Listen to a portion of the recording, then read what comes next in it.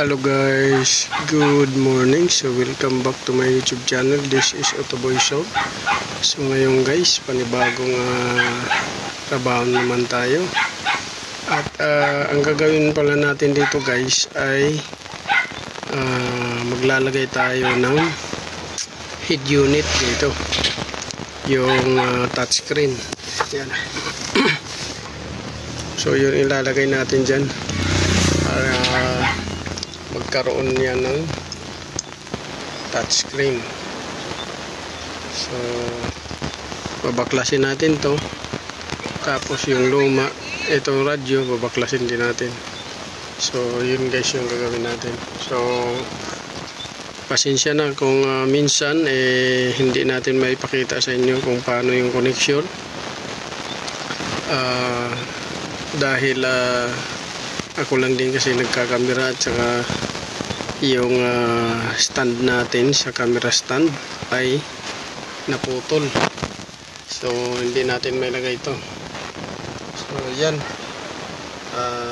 basta yan yung gagawin natin ngayon. So yan, mag-unbox tayo. 7 inches Android. So ang unit na to pala guys ay transformer na unit. So yan yung kakabitan natin. So i-unbox lang natin. So Garlic ang brand nito, at ito yung mga accessories nya. Ilawan lang natin. Ayan. Tapos ito yung mga connection, at ito yung head unit nya. So 7 inches ang ano nito. So labas natin.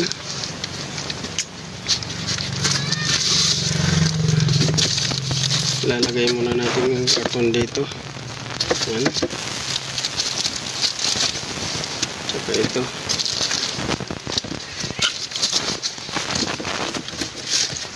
So ito yung ano niya, function. May radio, FM, Bluetooth function, original steering wheel function, trading, USB drives, dashcam, Wi-Fi, internet, GPS, navigation, app ka na, multiple times can be switched.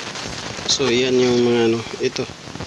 Yan, Bluetooth, music, apps, video, YouTube, website, vlogs, navigation, gallery. So yan. Yan yung kakabit natin. So ito yun guys. Yan. So isa na natin. So good morning guys. So ito, matapos natin na winaringan na natin yun sa likod, tsaka ito tinanggal yung luma. So ito na, paganahin natin kung gagana. So ayan, gumagana na siya. Ayan.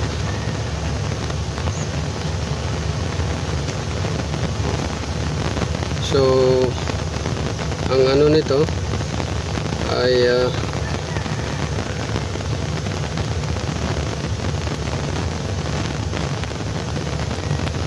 ang kulang nito guys ay speaker, dahil walang speaker ang kulang nito.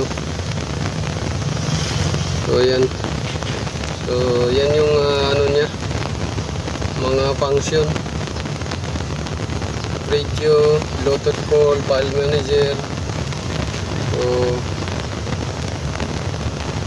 music, Bluetooth music, car info, ayan, setting. So yan yung function nya. Ayan.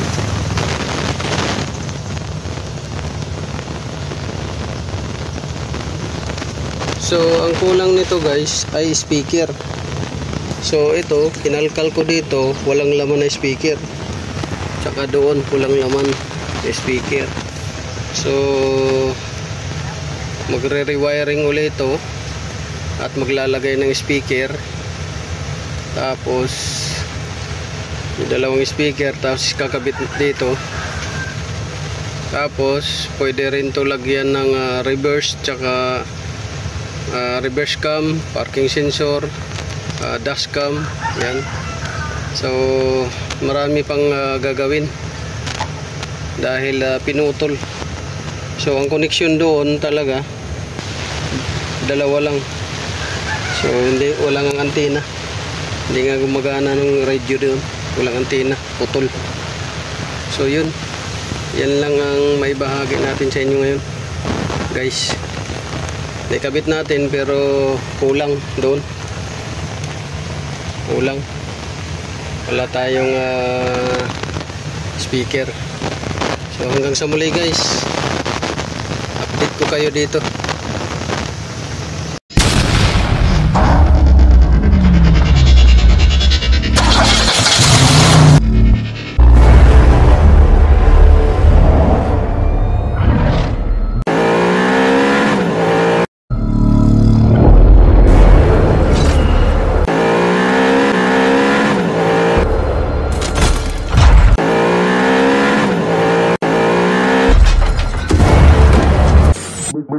Make